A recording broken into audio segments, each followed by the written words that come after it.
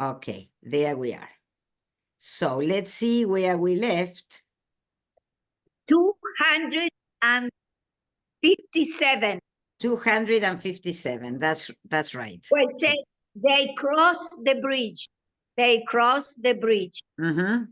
Exactly. They cross the bridge is the beginning of the new chapter. New, yes. Yes. No, the because new paragraph.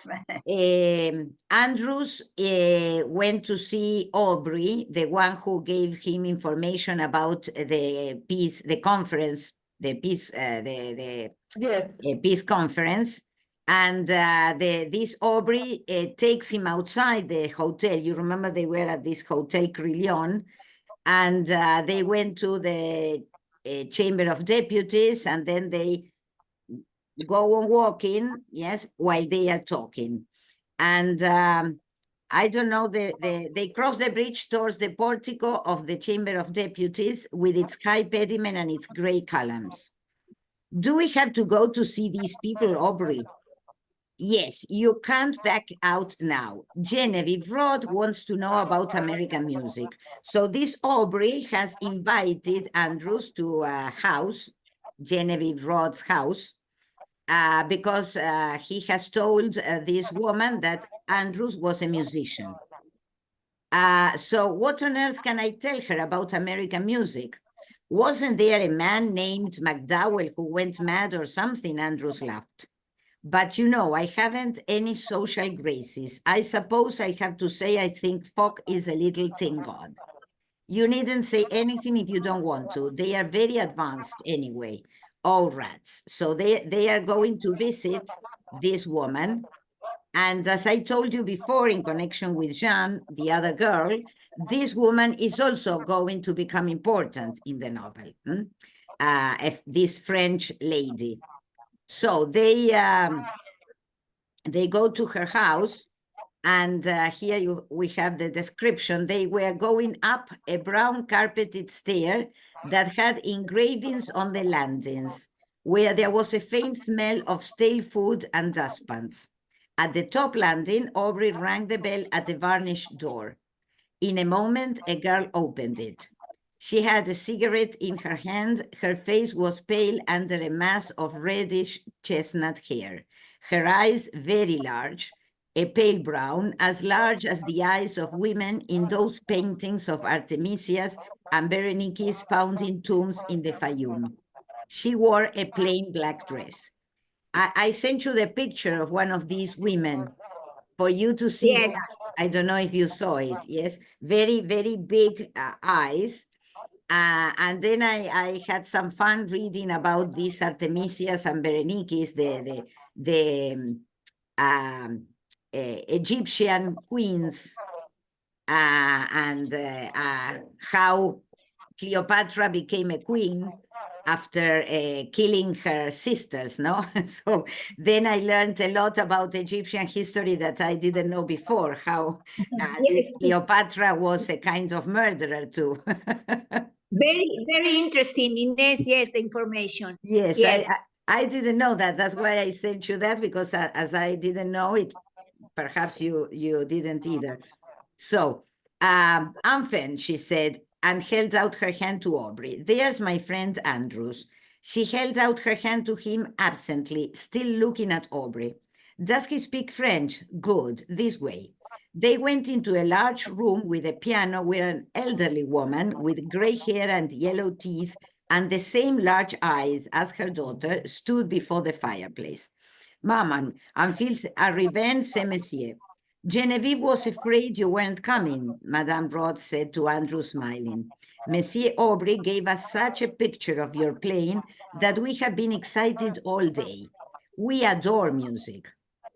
I wish I could do something more to the point with it than adore it, said Genevieve Rod hastily. Then she went on with a laugh. But I forget, Monsieur Andres, Monsieur Ronsard. She made a gesture with her hand from Andrews to a young Frenchman in a cutaway coat with small mustaches and a very tight vest, who bowed towards Andrews. Now we'll have tea. Everybody talks sense until they've had tea. It's only after tea that anyone is ever amusing. So you see that they go to this house where these two women, the mother and the daughter, have a kind of intellectual bias, no? They like music, yes, they know about paintings, etc. So this is a new type of society for Andrews. And she says, I understand why Sarah Bernhardt is so fond of curtains.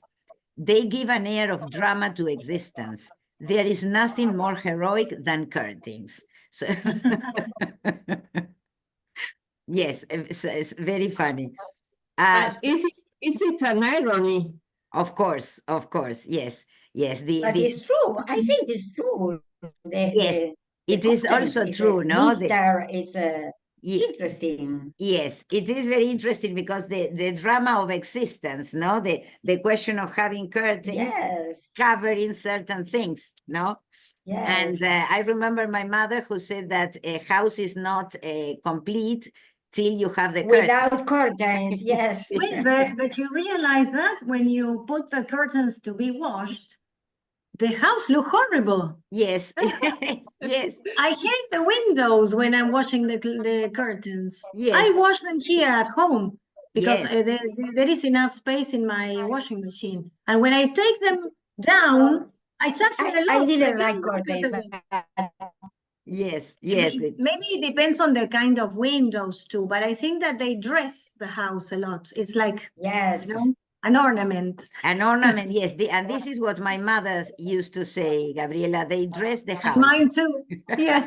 Yes, My mother taught me that. Yes.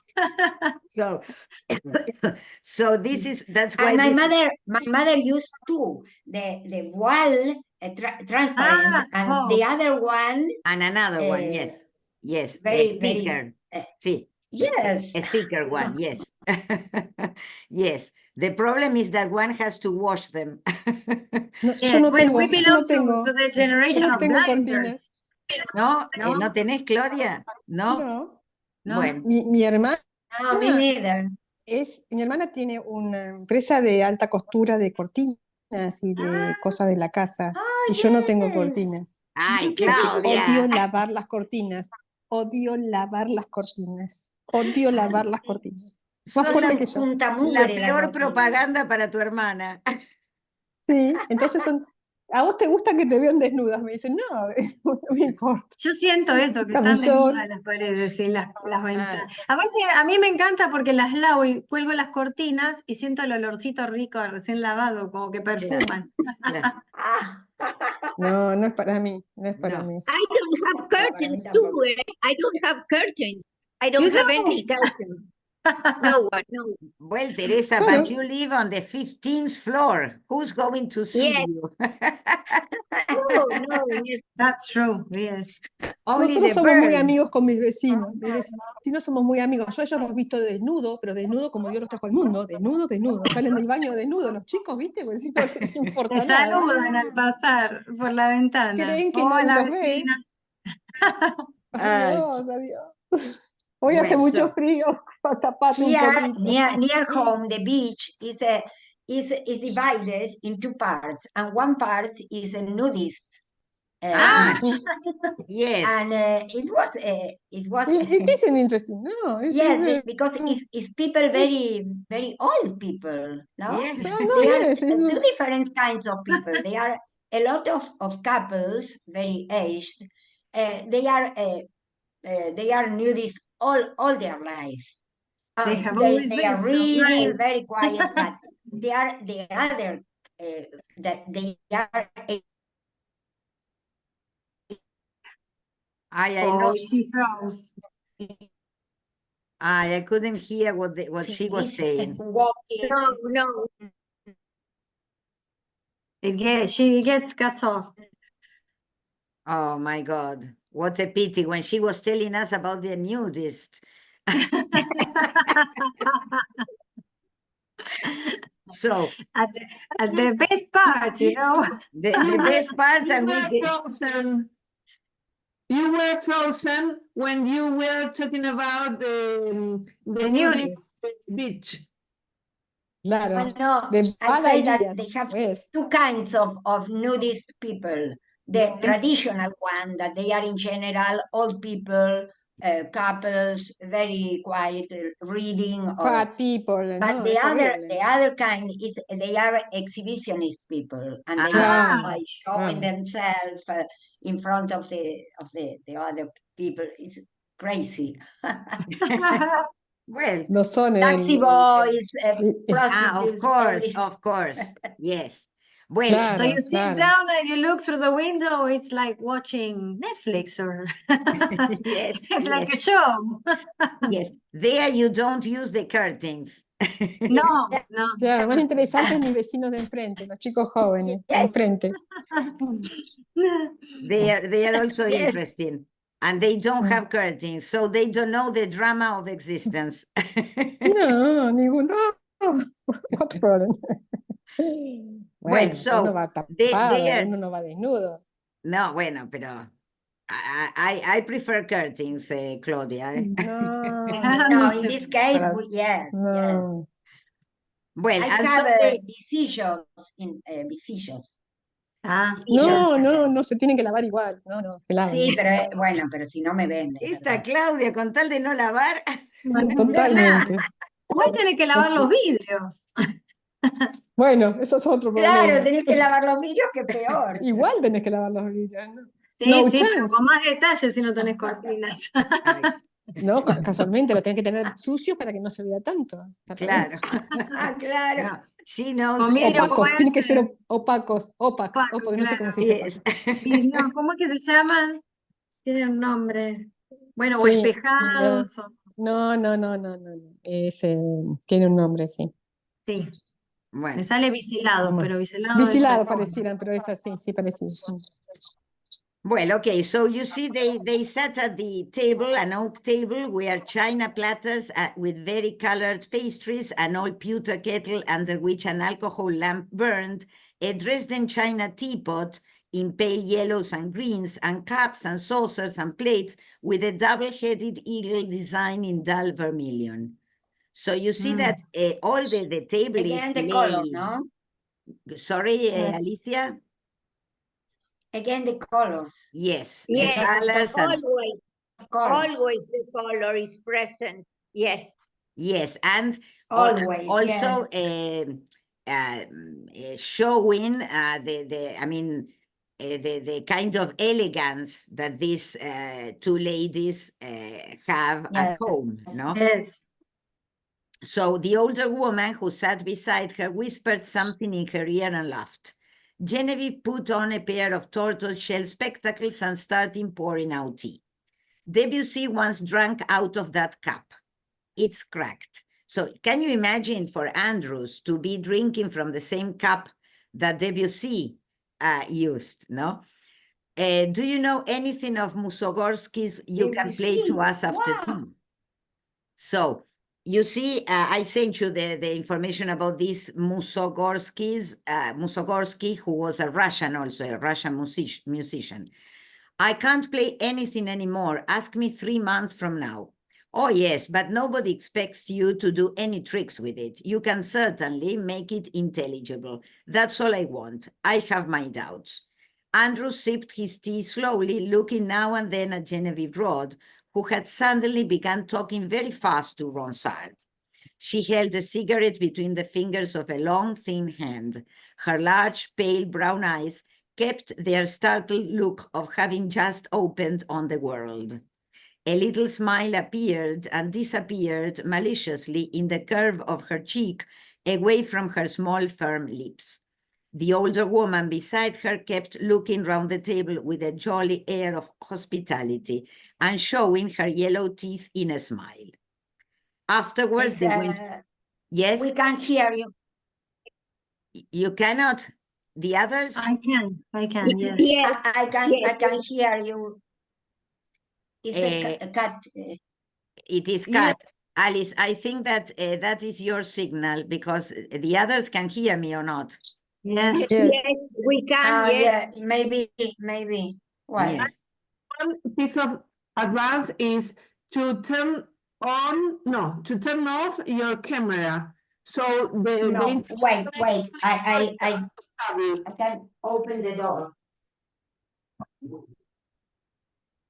So, well, as you see, yes, these people are educated. Maybe yes. with the door open. You get a better signal, no? Yes. Apparently, yes.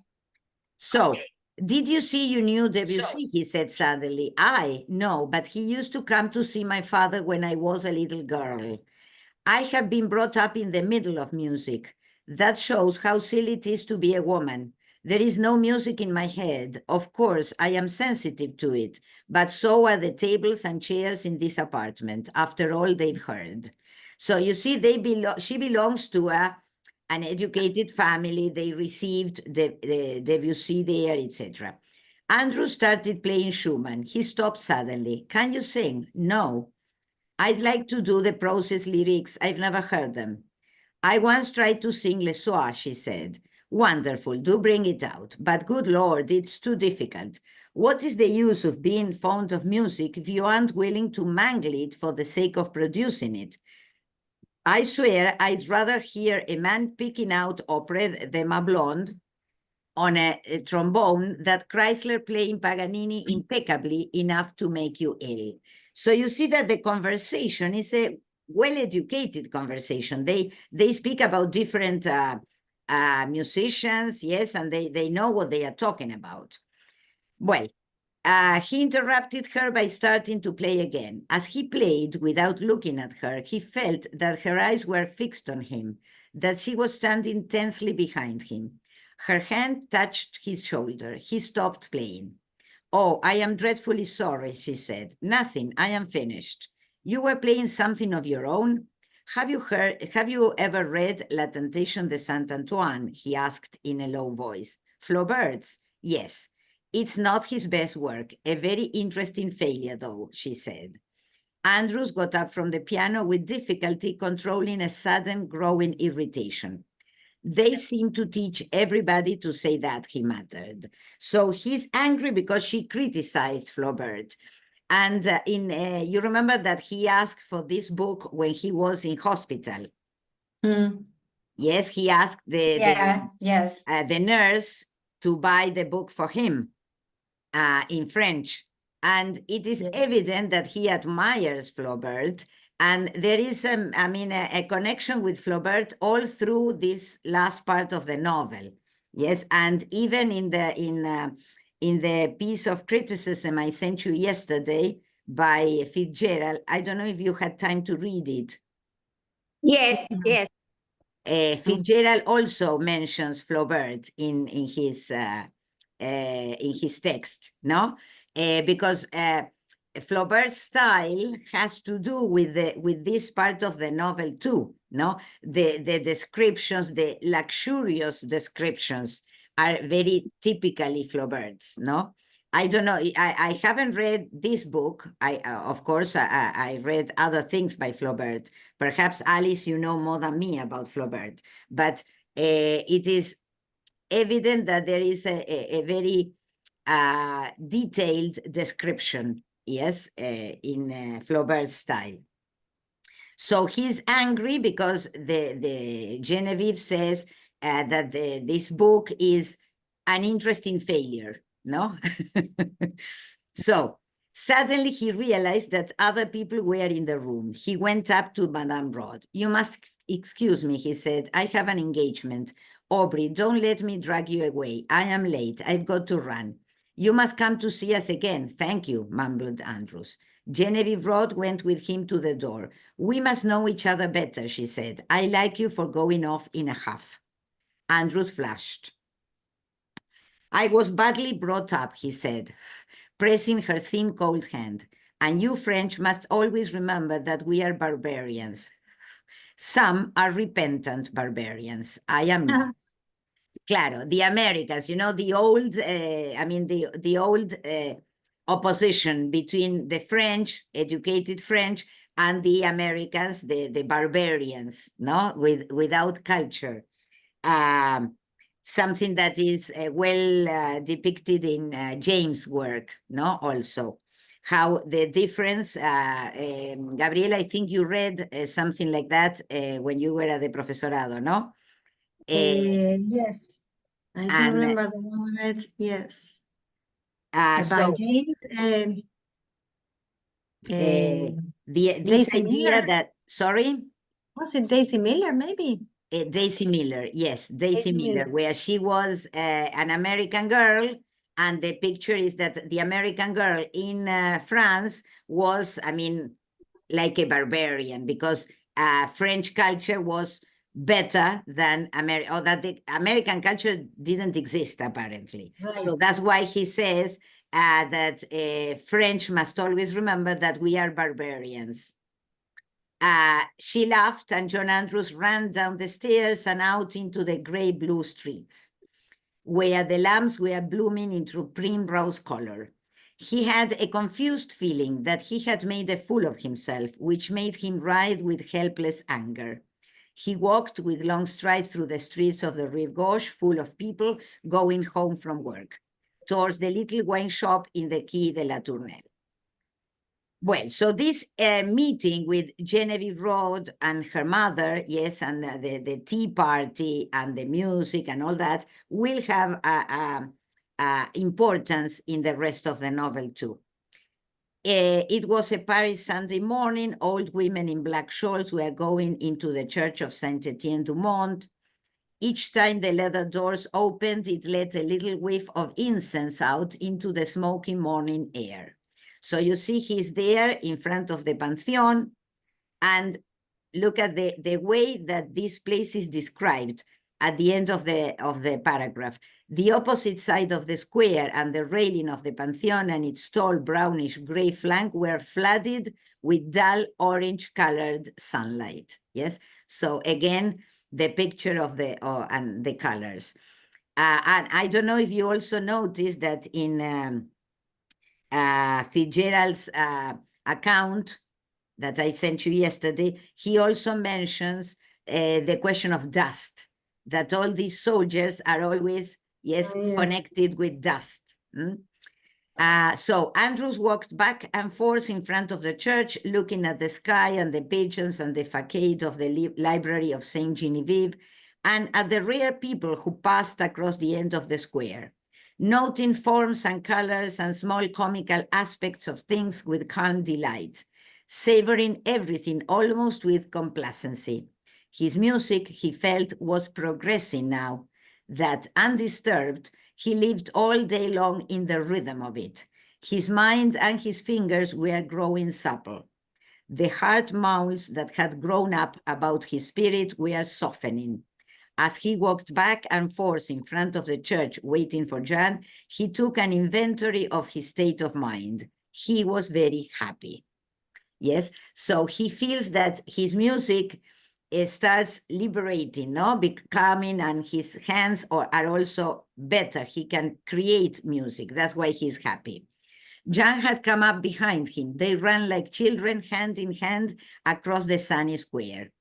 I have not had any coffee yet, said Andrews. How late you must get up, but you can't have any till we get to the Porte Maillot, Jan.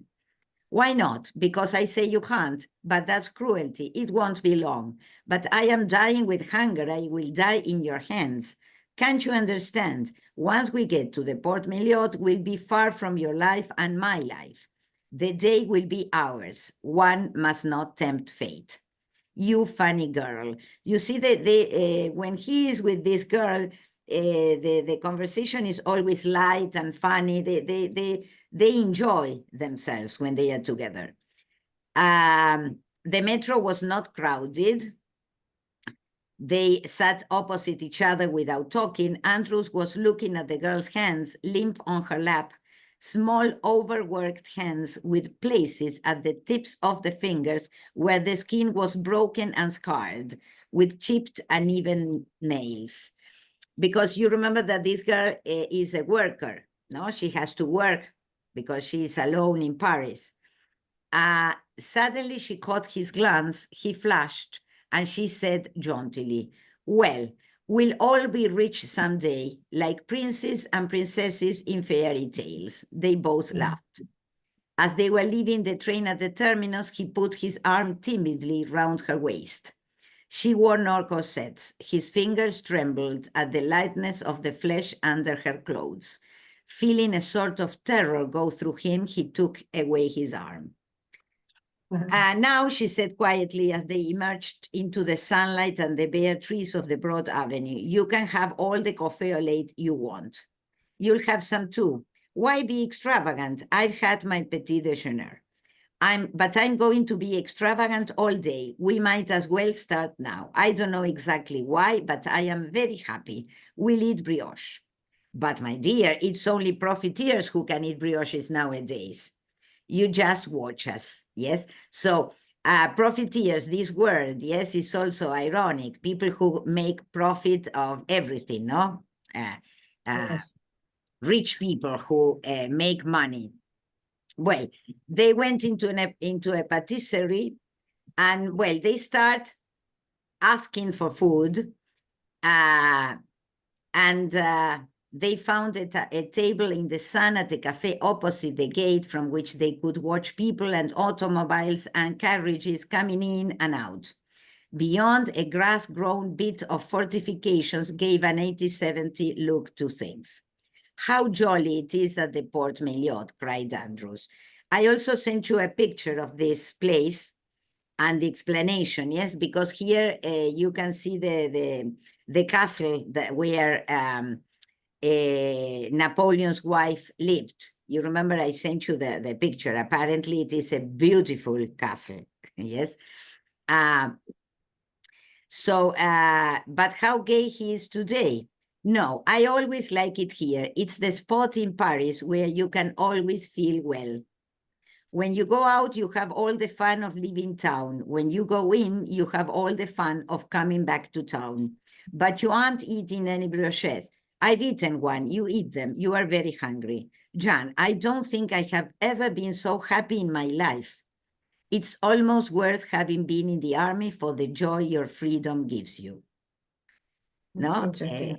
Yes, interesting. That frightful life. How is Etienne? Etienne is her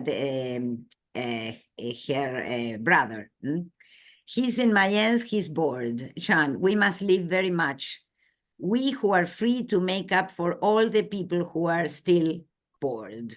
Yes, so he feels free and he feels pain or sadness for the soldiers who are still in the army. But remember, he is in the army. He's already, he hasn't left it yet. It's funny, Jan, I threw myself into the army. I was so sick of being free and not getting anywhere. Now I have learned that life is to be used, not just held in the hand like a box of bonbons that nobody eats. She looked at him blankly. I mean, I don't think I get enough out of life, he said. Let's go.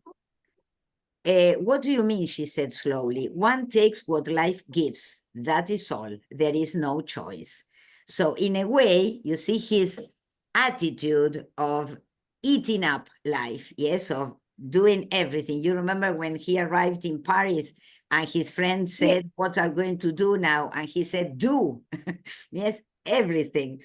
And she has a more realistic view. She says, one takes what life gives. That is all. There is no choice. There is no choice. Claro. One can have what life gives us. But look, there's the Malmaison train. We must run. So giggling and breathless, they climbed on the trailer, squeezing themselves on the back platform where everyone was pushing and exclaiming. The car began to joggle its way through Neuilly. Their bodies were pressed together by the men and women about them. Andrews put his arm firmly round Jean's waist and looked down at her pale cheek that was pressed against his chest. Her little round black straw hat with a bit of a red flower on it was just under his chin. I can't see a thing, she gasped, still giggling. I'll describe the landscape, said Andrews. Why? We are crossing the Seine already. Oh, how pretty it must be. An old gentleman with a pointed white beard who stood beside them laughed benevolently. But don't you think the sign is pretty? Jean looked up at him impudently. Without a doubt, it was the way you said it, said the old gentleman. You are going to Saint-Germain.